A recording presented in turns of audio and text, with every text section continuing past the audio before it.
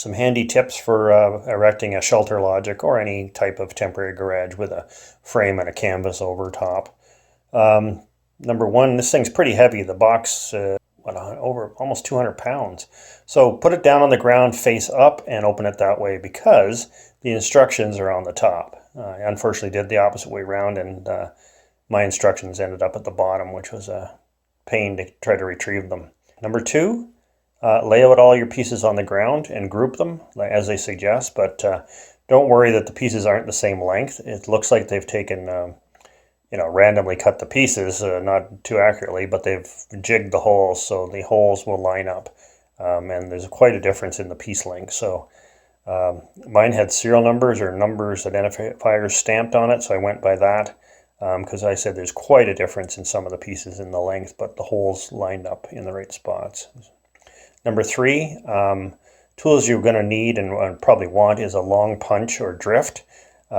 Screwdriver might work, but something that you can get in and align the holes before you put the bolts in, you're going to need that, and it's going to come in handy at some point. Number four, got to have a sturdy step ladder to get up and manipulate things because it's 8.5 feet off the ground, and then you're trying to pull it over the top. It's a chore without a step ladder. Number five, choke up on the socket wrench because that'll reduce the torque you can put into the bolt. Like the picture shows there, I got it right on, almost on the pivot point. You're trying to reduce the leverage that you have so you don't mistakenly just give it that little extra and strip it or collapse the piping for sure.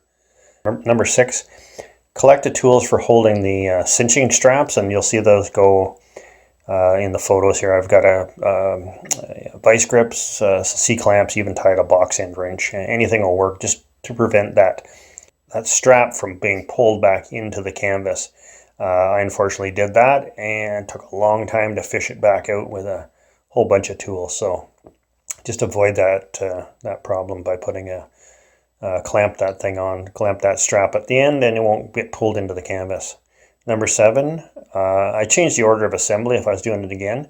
They say to put these crossbars on, which is, I'll show you the picture there. They put that on at the very last, but to me that doesn't make any sense because it squares the whole thing up and it sets the lengths exactly, to the lengths of the shelter exactly to the lengths of the steel tubes. I went and did that at the last as they instructed, and lo and behold, all the corners weren't the same length out, so I had to move them in. So I should have done that in the first place, putting in. So now you're going to have to take these crossbars out after, because obviously as the instructions show, you got to loop in the tarp that goes over.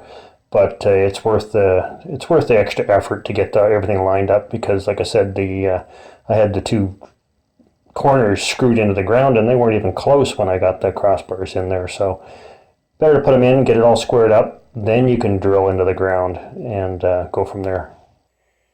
Number eight, secure all your legs to the ground. If you can't use the anchor bolts that screw into the ground, make sure you get some weights on there of some kind, because after putting it up and watching the wind whip through it, it's scary to see how it goes up and down. Mine moved about a foot because I couldn't get the anchor bolts in the ground, but since put some more weights on it, it seems to be good. Number nine, this thing stinks. It's given off a lot of gas from the plastic, so when you're done, roll up both ends and let it air out for a good day because you don't want to be standing there smelling that stuff. It really has a heavy plastic chemical smell coming off it. Number 10, what I did was, instead of trying to manipulate my motorcycles in there after, I just built the thing over top of it, which worked out fine. Okay, so there's some handy tips. I hope that helps.